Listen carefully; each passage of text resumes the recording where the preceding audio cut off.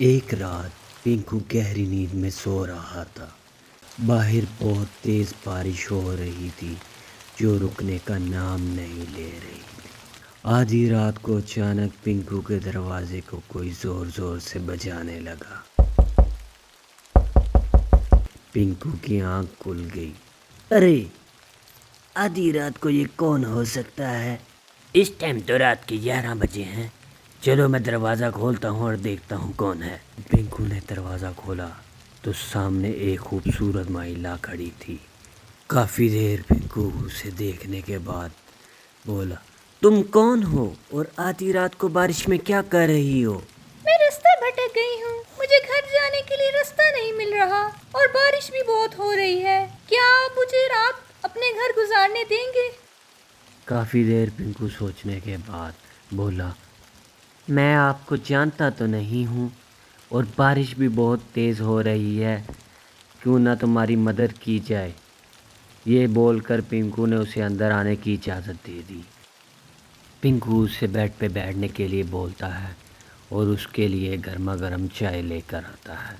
चाय पेश करने के बाद पिंकू उस महिला से पूछता है, तुम्हारा नाम क्या है? मेरा नाम पार्वती है। मैं बहुत घबराई हुई थी। मुझे रहने के लिए कोई जगह नहीं मिल रही थी। आपका बहुत धन्यवाद कि आपने मुझे अपने घर में आने की इजाज़त दी। तुम्हें चिंता करने की कोई ज़रूरत नहीं। सुबह होते ही मैं आपको खुद आपके घर छोड़ कर आऊँगा। ये सुनकर पार्वती बहुत खुश हुई। उसके बाद पार्वती अचानक सो गई। पिंकू उसे देखता रह गया कि पार्वती इतनी जल्दी कैसे सो सकती है। उसके बाद पिंकू भी अपने पलंग पर लेट गया और सो गया।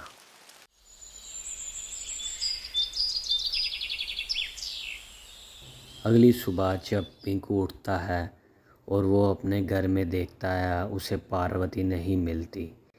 वो कमरे में जाता है जहाँ पर पार्वती सोई हुई होती है। वहाँ पर भी उसे पार्वती का नामो निशान नहीं मिलता। उसके बाद वो घर के बाहर निकलता है और पूरा गांव छान मारता है, लेकिन उसे पार्वती नहीं दिखती। फिर वो थक हार कर एक जगह पर बैठ जाता है और सोचता है कि पार्वती कैसे यहाँ से जा सकती है। उसे तो अपने घर का भी रास्ता मालूम नहीं था। इसी तरह दिन गुजरते गए और सुबह से शाम और शाम से सुबह होती गई, लेकिन पार्वती का कुछ पता नहीं चला। एक दिन अचानक पिंकू जंगल की तरफ जा रहा था और अचानक, ये कौन है?